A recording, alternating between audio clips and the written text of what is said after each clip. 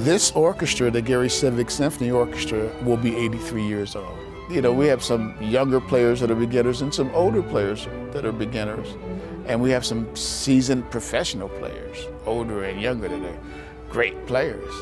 And then there's a sense of mentorship within the group, not just the musicians, but with me. I've had members of the orchestra that have mentored me in terms of making me a better conductor. Seeing the members, you know, the age differences and us working together, think about it, where else do you really kind of have that? Plus, there's wisdom that goes both ways in terms of the age and insight that's gained from being around people that are older and people that are younger than you. The process in picking the music, there's quite a bit of lively discussion about things that we do. For this Christmas concert, we started rehearsal, say, about 6 weeks, about roughly somewhere in there. And since it's a volunteer group, coordinating schedules can be a little bit tricky. What I try to do is to be kind of empathetic and put myself in the place of the musician.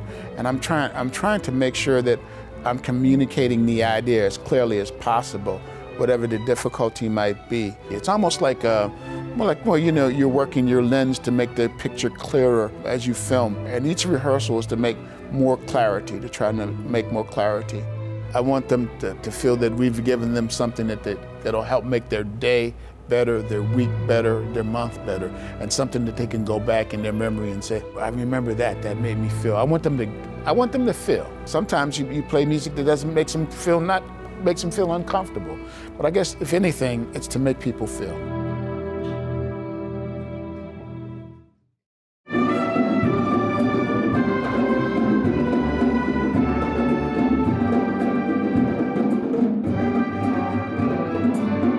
For one thing, Gary has a rich music history. You could go to any church on a Sunday and hear somebody sing, or some musician that's gonna really knock you out. Come on, the Spaniels, the Jackson 5, VJ Records, they were the first people to sign the Beatles.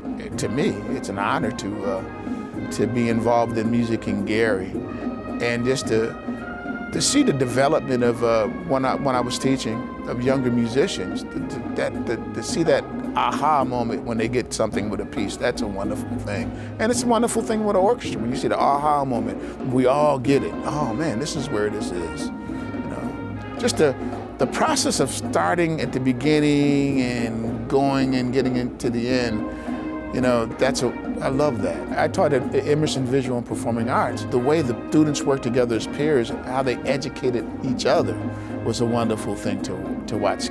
I joined the orchestra back in, I believe it was around 1979. I love playing my instrument. When I first started playing the flute in the 6th grade, it helped me escape some different things that were going on in my life.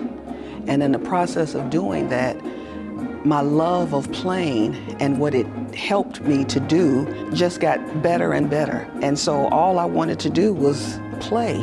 And then when I played, people were like, oh my goodness, that's good, I like that, you know, and they were feeling good. And when I can do something that puts a smile on someone else's face, it makes me want to do it that much more. So I practice, and I do what I have to do in order to serve, to give back. Music is my avocation, and it's my love. I've been playing an instrument since I was 12 years old, and that's over 70 years. When my father took me to Symphony Hall in Chicago for the first time, and I got hooked then on classical music, okay?